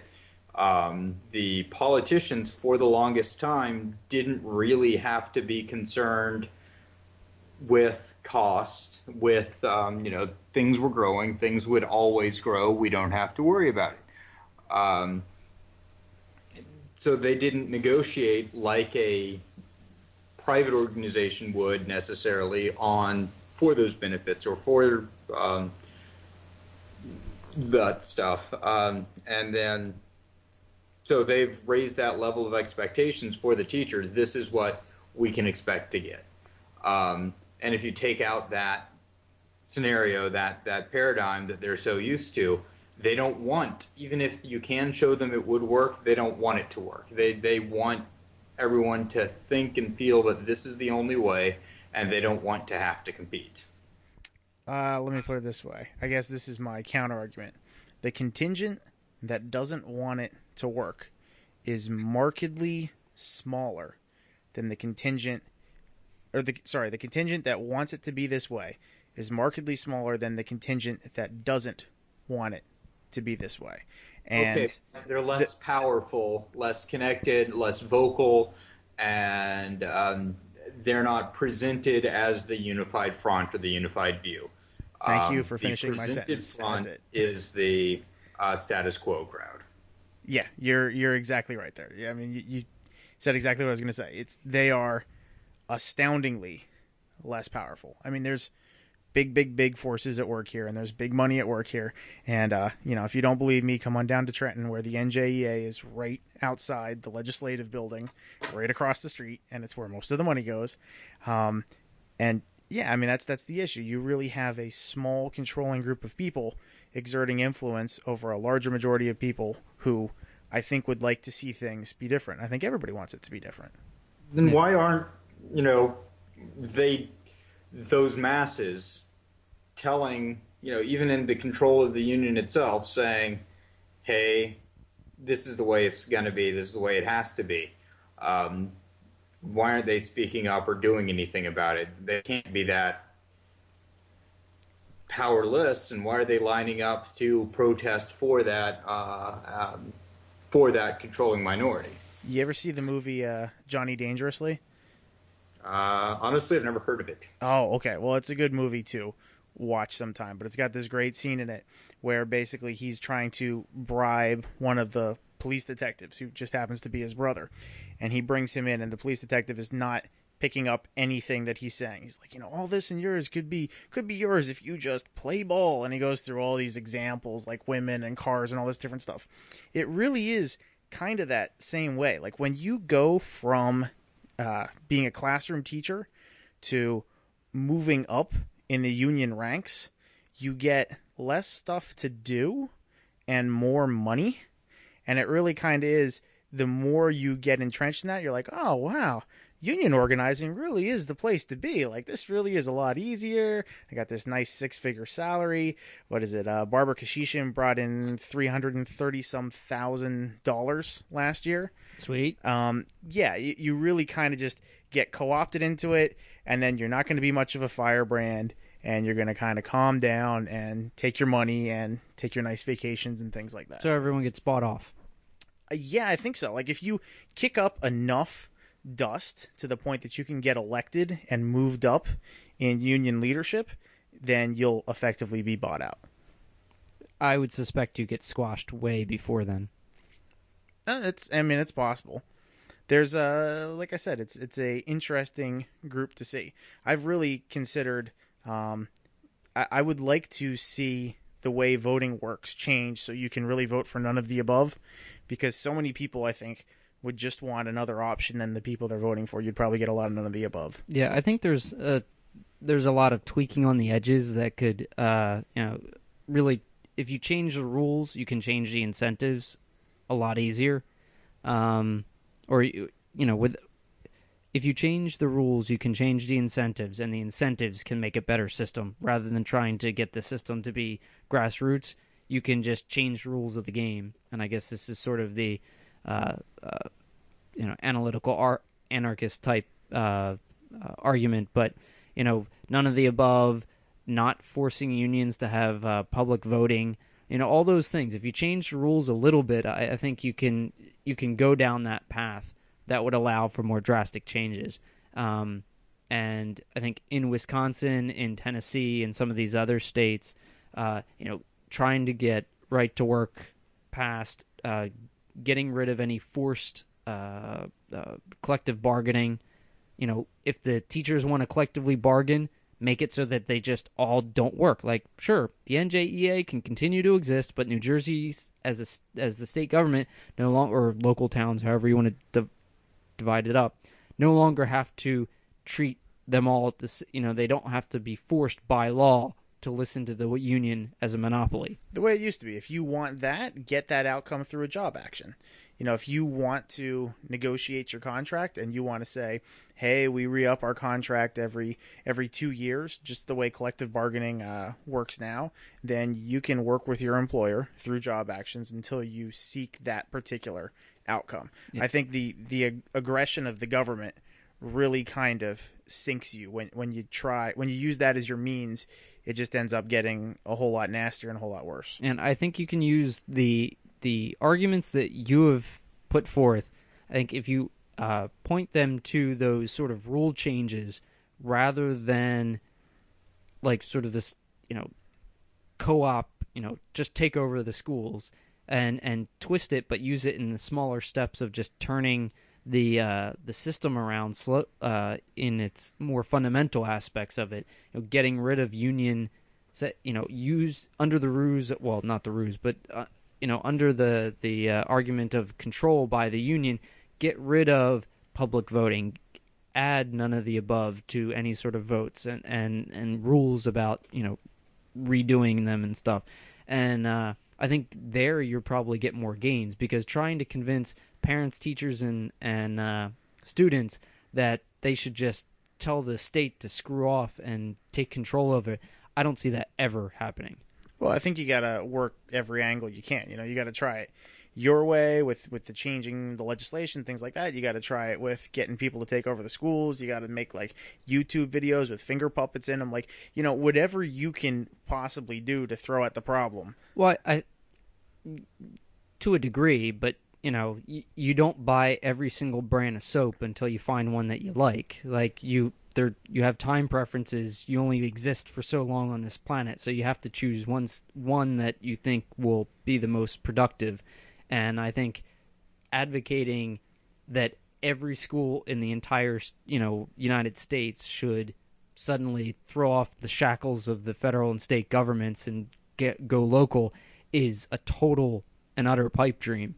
And that tweaking around the corners or trying to get like focusing on one school that's already more liberty minded, or focusing on rules that could be sold to the unions as in their benefit, but truly it's in the benefit of the parents and students. I think that would probably gain you a lot more traction in that regard. I don't know. I think if you had one school flip, you might see a domino. Well, that's what I'm saying. If you focused on one school, but you're gonna A, have to find that school, and B, put a lot of effort towards it, and that's gonna the likelihood, the practicality of that is very low. I don't think that's necessarily true. I mean, look at Hillsdale. Hillsdale College, that's one university that has largely flipped. They're still accredited, but they don't take the funding. They do things their own way. And it hasn't led to a revolution on universities and colleges. I mean, it's left there as the shining example, the one shining example. That's true, but I think we're in slightly different times now. So, I mean, a shining example can be more useful now than it would have been 5 years ago or even 2 years ago. But it's still there as the shining example. Does it have to be a new shining example? We got to shine it up some more. Maybe shine it up some more, or just move Polish to them it. rockets. Yeah, I mean, things got to come together all at once. So you need media coverage. You need it to be high profile. You need it to be something people are paying attention to anyway. I mean, if you're looking for a school to flip, you might want to type into Google worst public school in America and see what comes up, because that's the one that people might actually pay attention to. And you might want to get the media involved before it flips, so you can be like, look how terrible this school is. And then boom, we added programs people actually care about, and gave people what they wanted for their money, and go from there. But it's definitely a tough issue. It's entrenched. I'll give you that. We'll see. We'll have to see how this works out. I'm sure by next show we'll have more developments in the. What do you think's going to happen with the Democrats in exile currently? I don't know. They'll come back after their little temper tantrum / press stunt is over. I was really kind of hoping they'd stay away. And the Republicans should leave, too. Yeah, just leave the one independent guy. The one independent dude. I was listening to... Hello. Is this mic on? I was listening to NPR and they were talking about what happens during a government shutdown, and they're like, well, you got to keep in mind the Park Service and all those people are prepared. You know how they're prepared? They have the locks and the padlocks to shut everything down when the government shuts down. I'm thinking to myself, I'm like, well, that's good. Then I got my Rothbardian bolt cutters to go reclaim what's mine. It's like, if I want to go cross-country skiing, you bet your butt I'm going to go cross-country skiing because I already paid for a good chunk of that park. So that's how I feel about it. So, Belgium's had essentially a shutdown. I believe they're right now fighting to go. They're getting close to beating Iraq's record for the longest no federal government in power of a state right now. NPR called it the world's most successful failed state. And how are they dealing with that? Are they happy with it? They don't care. Some interviews have even said that they interviewed one or a couple of young people, and they're like, "Why do we need a federal government? We're doing fine. We haven't really noticed any change." Now, their federal government is much less powerful, much less all-encompassing. It's more on a local-ish level, even policing, pension, even tax collection is all done locally. But they're like, yeah, okay. They did this. They're over 100 and I think they're close to 200 days now. They did over 100 days back earlier this decade, and then a few years before that, and a few years before that, and they're like, yeah, it's cool. We don't really need one. Well, that's heartening. Yeah. It happens on occasion, and usually it's not all that bad, even in the United States, which is a good thing, because it just proves our point. But I think maybe we should move on. Sure. I just saw on Ars Technica, again, from Wired, that apparently, no surprise, the Obama administration is appealing the first and likely only lawsuit resulting in the ruling against the secret National Security Agency warrantless surveillance program adopted in the wake of the 2001 terror attacks. So much for, civil liberties, Obama. And, there's plenty of examples, but here is another very explicit one. Judge in San Francisco, federal judge in December awarded $20,400 each to two American lawyers illegally wiretapped by the Bush administration and granted their counsel $2.5 million for the cost of litigating the case for more than 4 years. And, the Obama administration wants to overturn it. Nice. That sounds like something that could be added to What in the F Has Obama Done For Me, or What in the F Has Obama Done, I believe is the website.com, where you spell out the F. Yeah, I don't remember, but there's a lot of those, and this one, I'll have to wait for Paul Krugman to defend this, because he tends to defend just about anything the Democrats push. Every time I see these, though, what I hear in my head while I'm reading this online is like, Obama! That's what I hear in my head, because I think of people chanting and, like, clapping and running around like, woohoo, Obama! I'm just like, really? It's not that great. There's not, no, definitely not. And I still see the cars with the Obama stickers right next to the peace sign. Oh, and, yeah. Oh, it bugs me. It bugs me so hard. Yes. Speaking of warrantless wire tapping and whatnot, this event actually had a warrant, and our friend Julian Heiklin was arrested Friday morning at 6 a.m. in his home by cops who were lying about so him and his wife were asleep. They're at 6 a.m. His daughter's up and taking a shower. Julian's daughter hears knocking on the door, comes downstairs. There's a cop. She asks, what's his business? And she's, someone broke into your car. And so she mistakenly opens the door, and federal agents rush in, hold her downstairs in a robe with the door open. It's like freezing. Yeah. 6 a.m., it's freezing. The door is wide open. There's children sleeping. Julian and his wife are sleeping. They go upstairs. They awake Susan and Julian Heiklin. They let him put on his clothing, and And Julian asks, well, what's your names and badge numbers, which they apparently start giving to him, but sort of haphazardly, and obviously he doesn't have anything to write it down with, so he asks for a pen and paper, which they refuse, and so he does what Julian does, boom, flat on the ground, and they end up calling the local hospital to come pick him up. Eventually, he makes his way to 500 Pearl Street in Manhattan, where he goes in front of a judge, doesn't say anything for a while, then goes on a rampage about how they're infringing on his First and Fourth and Fifth and Sixth and all these other, protected rights according to the Constitution, because Julian's a constitutionalist. Though he told me yesterday that he's not sure. He feels more and more going towards that anarchist thing because he doesn't see this stuff working. Does he say, when he uses the terminology, does he say protected rights like you, or does he just say rights? Offhand, I can't recall. Okay. All right. But I should pay attention and correct him if...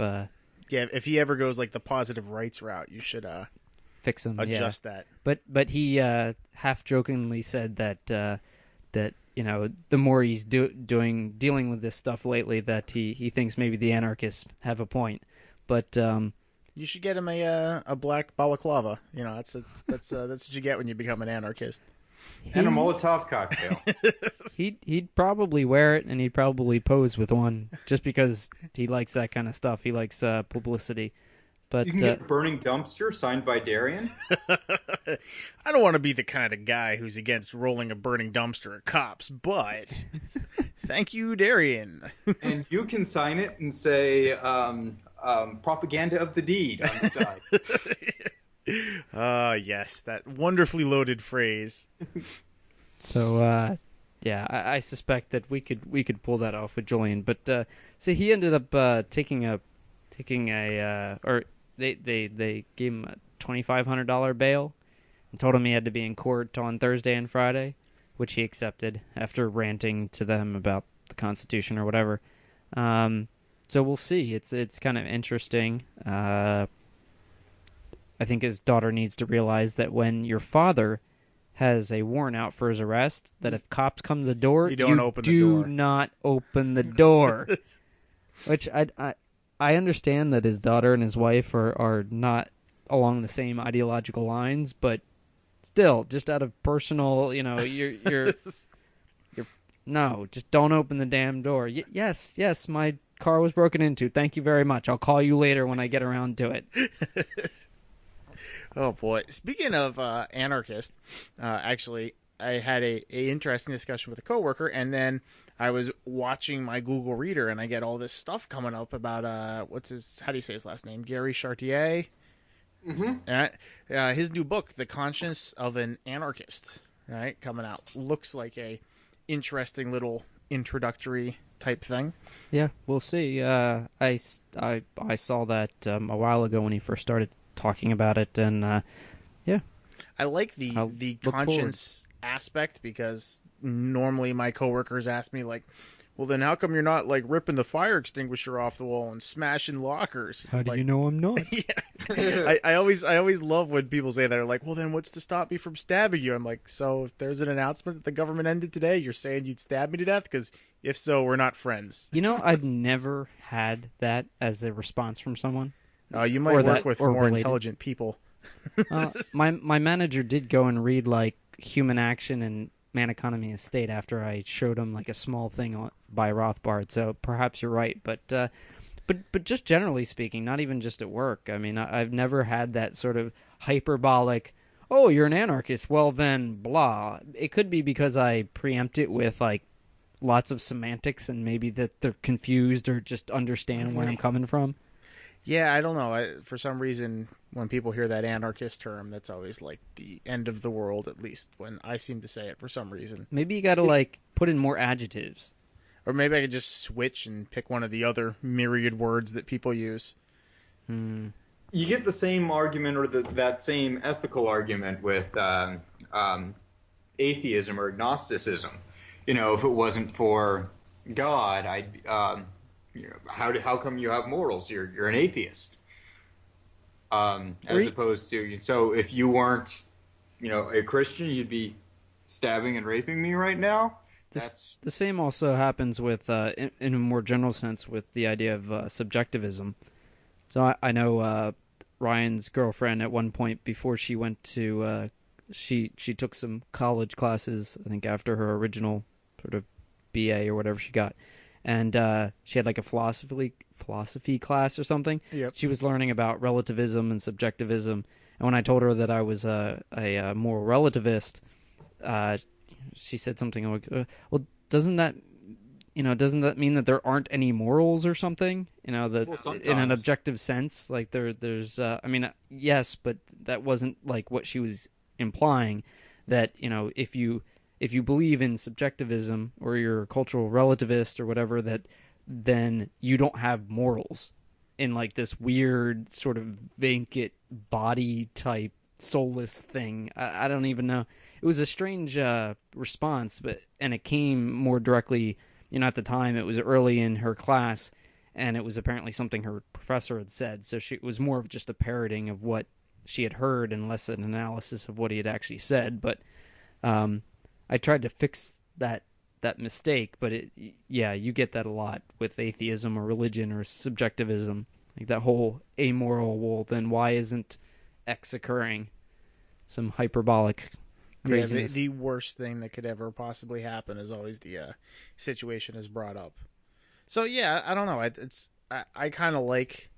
Honestly, I've done it so much with coworkers. I like approaching the anarchist conversation from there because I can set myself up in such a way that if I choose to go like a first principles route and start with like the zap, I can set myself up to basically say, no, look, in this situation, I'm actually less violent than you are, which usually causes like a wicked, nasty amount of cognitive dissonance that ends up resulting in them saying like either I don't understand or, I'll think about this for a little bit or something like that, which I think that's a good position to be in. I find that usually the people who have sort of not necessarily accepted but come to better understand have been cornered in that way. So they've been cornered in that you ask them about violence and the role of violence in society and coercion, and then you point out that in a very objective way that what you're advocating is to lessen the violence. And so even if you don't believe it can happen, how can you not advocate it? Which is a position I often try to take. Even if I will fully admit that I don't know that these theories that I project are possible in practice. However, I can't be pro-peace and not, it's inconsistent to not advocate libertarian anarchism and have those, and claim to have those beliefs. Go ahead, Zach. I just said right. I agreed. Yeah, I mean it's a.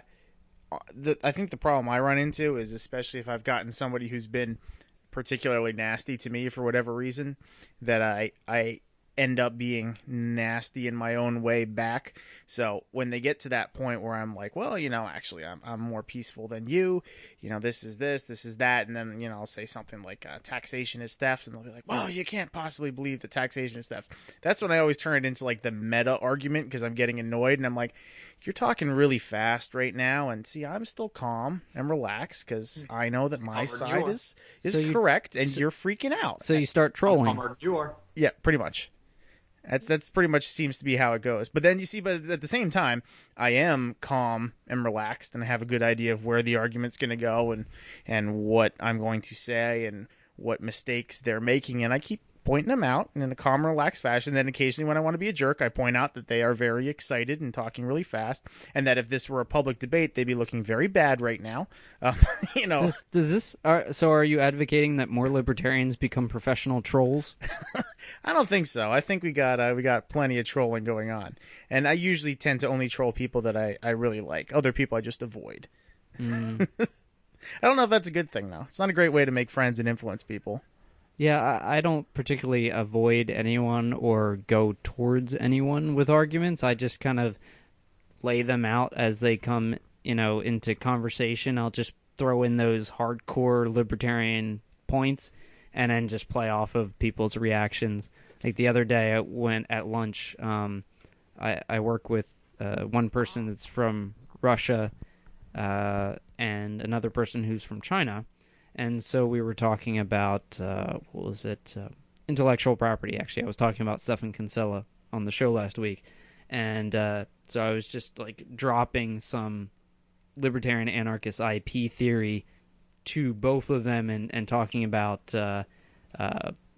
just empirically whether or not these things have in the past worked out and do they work out now for helping the consumer, helping the industry, and describing, because neither of them are real familiar with U.S. history particularly, or the, sort of the reasons why the Constitution has certain clauses and stuff. So filling those things in for them, and then just seeing the wheels move in their heads, like, oh, well, I'm assuming what he said about the historical aspects are true. Then why is it that the government does X if the evidence is that it doesn't actually provide any benefit? And even if it does provide benefit in some way, is it truly the benefit that is what we want? And cornering them in a situation where they either have to admit that they don't know what's going on and so therefore can't speak to it, or you've given like some philosophical thing that they can argue, and then you pin them on the norm, which is what we were talking about earlier, non-aggression principle, and pointing out that doing X, Y, or Z is a means to an end where you're initiating force, and that's something they claim not to support. And so both of those, you're cornering that person, and I find tend to work pretty well. So long as you sound educated, you don't have to actually be educated, but if you sound educated, it helps. If you actually are educated, it keeps you from looking like a smacked ass later. And that's usually worked for me. I've very rarely had some of those examples that you've provided. See, usually when it's... Oh, sorry, go ahead, Zach. So Antonio's method is to corner them and make them feel stupid. Pretty much, but doing it very, very cautiously. See, when I'm dealing with people that I don't really know that well, people, let's put it in this way, people that I would not be comfortable arguing with, because basically I wouldn't want them to get such a bad taste in their mouth from talking with me that they'll never want to discuss this topic again. Usually what I end up doing is I spend a lot more time listening. So I ask them, how do you feel about this? How do you feel about that? Why? Explain this to me, explain that to me. Ask a lot of questions, that sort of stuff. Really try to see where they're standing. And I find people tend to, if you foster a dialogue, you get a lot further than just putting a point forward.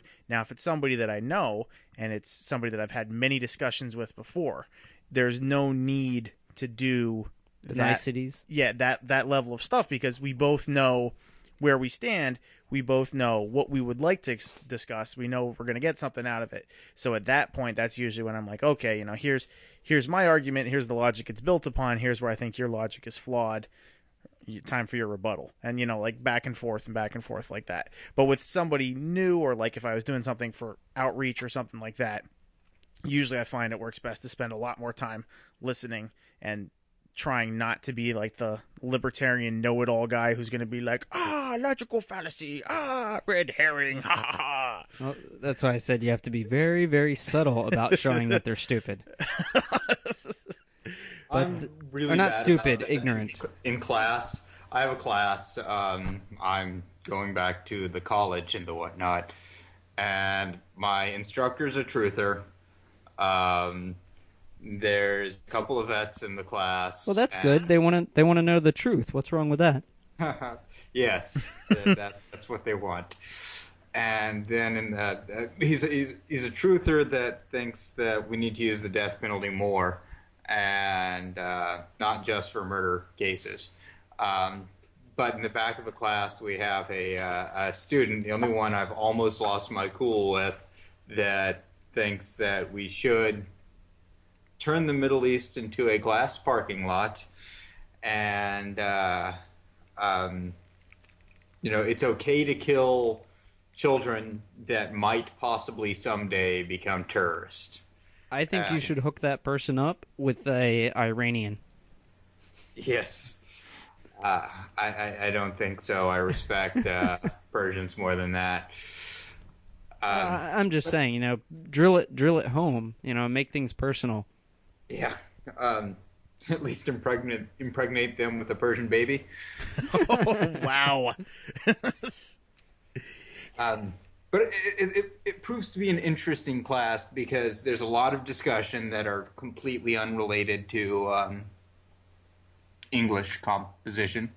A whole lot of talk about, prison system, the truth, quote unquote, movement, and even liberty. He claims to be an Austrian fan of Austrian economics, and I'm out there with loud, slightly obnoxious, you all know me, bizarre views. But we get a lot of interesting discussion from very, very different viewpoints. Well, that's usually good. Then you can team up against one another, and I like hearing all that stuff. I like, I don't know. I like having an interesting mix. I know at work we've got the Tea Party guy who just absolutely cracks me up all the time because he's always like, whenever I make some point or something, he's like, yeah, that's great. He's like, you're halfway there, man. You're like halfway there. I'm like, no, I'm all the way there. I was like, you're some weird halfway, half on one track, half on another. I don't even know what's going on with you. You're kind of all over the place. I'm like, but I'm all the way there. So if you ever want the total liberty side, you can come over here. Speaking of the Tea Party, I was reading an article about how there's Ron Paul and what's her name, Barbara Lee, I think, from California. Got me. A very progressive Democrat, and they teamed up along with some others to try to cut military spending. I guess end the war in Afghanistan, I think, is the primary thing. And so they're like, we need to make serious cuts.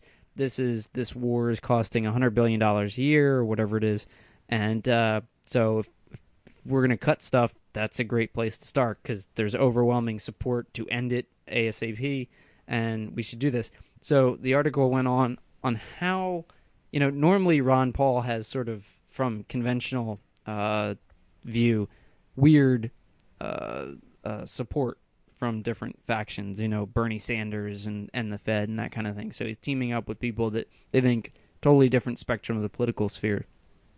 And in this case, it was talking about how many of the new junior senators and House members who are supported by the Tea Party are opposed to this legislation. So they're teaming up with Obama and the pro-war Republicans against Ron Paul and the very progressives to fight against cutting the military budget, while at the same time advocating cuts for domestic spending that is half as much as the war, including things like, education grants and, park services and these things, like trimming around lots of small edges, which is half as much as just ending the war. That's my my Tea Party pie chart right there. It's like, you want to cut this heating oil for people, which makes up this slice. I want to cut this defense spending, which makes up this chunk. 100 million versus 100 billion. Exactly. Speaking of war funding, I was listening to NPR this morning, and their factoid quiz of the day was about how much it costs to for one soldier 1 year in Afghanistan and one soldier 1 year in, such as the Iraq. Oh yeah. In Iraq, I think they said $674,000 a year. In Iraq, or in Afghanistan, it's $1.4 million per soldier per year. Now, in almost every other job and part of the economy and product, 70% of the cost of anything is labor. In state-funded global murder, that is the absolute smallest part of the equation, is labor. Yep. Transportation was way up there. Yes, fuel just the costs. fuel for Afghanistan. Oh, that was pretty nuts. Speaking of, I heard that too, but speaking of NPR, there's a great advertisement. I see Baron von Daren's probably heard this advertisement, then promptly punched whatever device was delivering NPR to his ears. But the advertisement's awesome. It's like I think he does that anyway. it's like you are we're possibly losing our funding from the federal government. Like there's a bill proposed to end the Corporation for Public Broadcasting funding, right? And they say this will severely be a detriment to our independence as a company. So they're like because we are losing funding from the government, we are therefore losing independence. And I'm thinking to myself, I'm like, how does that relate? You figure if you get funding, right, then you lose independence. If we got our massive Coke money finally came in, right, we would lose some of our independence as thinking liberty because we'd effectively be working for the Koch brothers. Oh, I blew the Coke money on hookers and blow. Woohoo! Well, You took it in a literal fashion. I used the Coke for Coke. yeah, I was a friend of mine who is very, very, very progressive. Had posted the MoveOn.org, which I'm also on their mailing list, so I saw the same email about how we need to stand up against the Republicans in Congress because they're going to kill PBS and NPR. So I did some number crunching, like anyone who actually wants to see what kind of damage this would actually have. So if you count all federal funding to NPR, and you can just go to their website for this information, direct subsidies or donation, whatever you want to call it, is less than 10%, and then they get then it's like 5% from the broadcasting fund, from the taxes, from all the licensing and stuff that they do. And so total is 15% according to their own numbers. So if 15% is going to destroy your business, which is what NPR claimed, that they were going to totally be wiped off the planet, that if 15% is going to cause you to disappear, then I just don't have any sympathy, because most of the money comes from private donations and local things like local taxes and stuff, which we're still opposed to. But from a federal perspective, this is nothing. This is 15%. The average company probably has taken a bigger than 15% hit in the past 2 years. So it's just ridiculous that this is made such a big deal. Like they're being hyperbolic because of the larger issue to attack the Republicans and attack cuts to domestic things, which relative to the war has merit, but in a general sense does not. And NPR isn't making an anti-war argument, right. ever. And so I provided this to my friend and totally ignored, because what are you going to argue with? Well, the thing is, I listen to NPR, and I listen to the stuff that I really, really love. So I listen to Car Talk is way up there. I listen to This American Life. I listen to You Bet Your Garden out of WHYY in Philadelphia, and I listen to all these shows, and I'm like, seriously, what's the production value of this show? Like, how much would it cost to make this show? And I think I have a pretty good idea of how much it would cost, and I'm like, less than Thinking Liberty. Yeah. So what are they using all of this particular money on is what I'm wondering. I really think probably you're going to see a lot of bureaucracy, probably equipment that is much more badass than they need, and just uptake that and probably is unnecessary. Infrastructure too. I mean, blasting it out over the airwaves is expensive. It consumes a lot of electricity. There's a lot of maintenance, a lot of things like that. Maintaining the towers, a lot of FCC BS you got to deal with, and most of those things I would rather have as a MP3 anyway. So when I look at where things are going, I definitely think there's more and more people in the world who just load the iPod up with podcasts from stuff they want to listen to and play it in the true, car. But there's a lot of terrestrial listeners out there still. I mean, if you look at things that I'm more familiar with anyway, like Free Talk Live, it's a podcast and they get tons of downloads, but that's a fraction of what they have in terms of terrestrial listenership, and they're on 100 stations, give or take. That's a good point. So I mean, I listen to On Point live almost every night, or a couple nights a week on the way to class and on the way back, and it's my favorite NPR show. And I listen. That is absolutely NPR is the only reason I'm happy to have an FM radio. You know what I love is I got the shortwave radio too. Actually, I haven't done it for a while. I should not tonight. It's gonna be too late when I go home. I'm gonna have to go to sleep. But I should fire that sucker up again at nighttime and just listen to all the wonderful international propaganda that you can pick up on the shortwave, because that's where you get like Radio Havana comes in. That's where you get Chinese Radio International, and it's absolutely fantastic to hear these. You really only need 2 radio shows. That's Coast to Coast AM Okay, with Art Bell and George Norrie, all right. and Alex Jones. That's true. And then you're set. Then you're good to go. Oh, if you need a libertarian's perspective, you can always listen to Neil Bortz. Yes, yeah. I think he's on to something. So we've only got a couple minutes left. I think we should do some tech news. Someone asked specifically for Zach Fix tech news. I don't know if you have any, Zach, but real quick, I've got breaking, according to AndroidSpin.com. Google dropped Gingerbread 233 over the air for Nexus 1 and the Nexus S.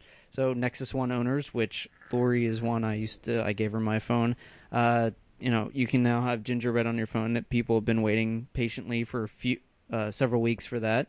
And so there's that. Also in Android news, they just released apparently the 3.0 Honeycomb SDK. So developers can go and start messing around with Honeycomb. When you started that tech news bit and you said breaking, I really was hoping you were going to say Breaking 3 is coming out in theaters this summer. That's what I was hoping you were going to say. What's breaking? You've never seen Breaking or Breaking 2, Electric Boogaloo? Electric Boogaloo. No, I haven't. Oh, wow. You got to... I think they're on Netflix now, actually. So you got to Speaking get of on which, that. tech news, Amazon just announced today for Prime users their own streaming service. So if you're a paid Prime user, not a student, you can get access to a whole bunch of movies. Now, apparently there's a lot of overlap with Netflix, and I also have Netflix. So, But I know on my TV, I have a Panasonic TV with built-in Amazon and Netflix, and the Amazon interface is nicer than the Netflix interface. So, it might still be worth it.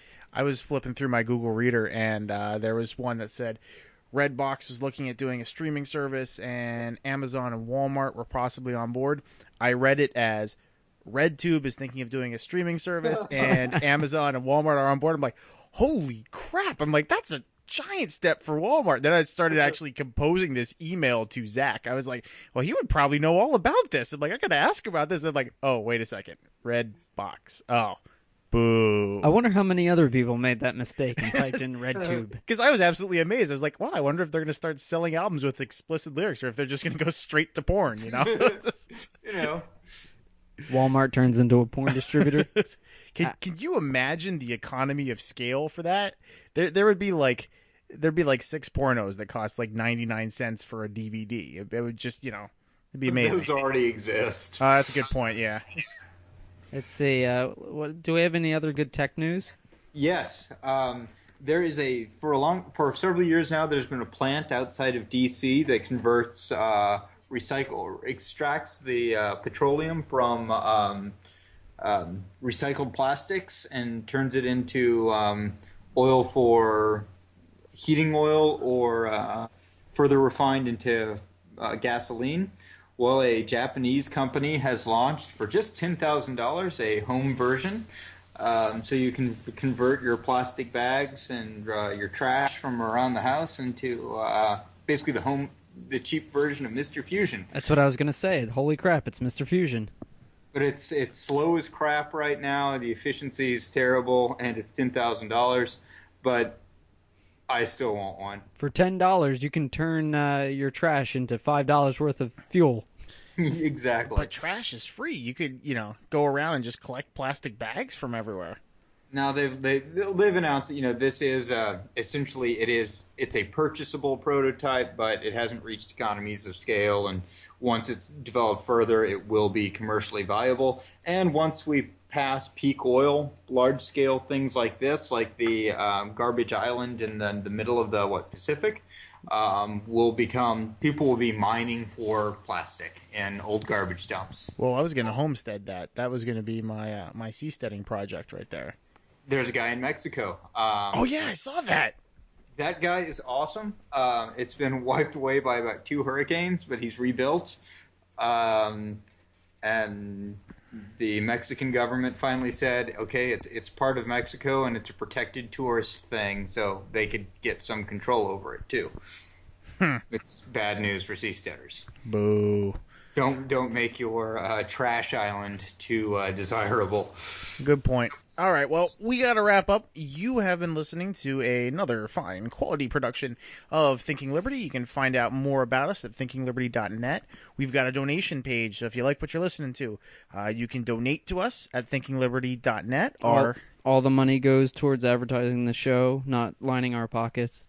there you go. We use our sweet Koch brothers money for that. Yes. Our guest today, our guest host, was Zach Fix. Do you got anything you want to promote, Zach?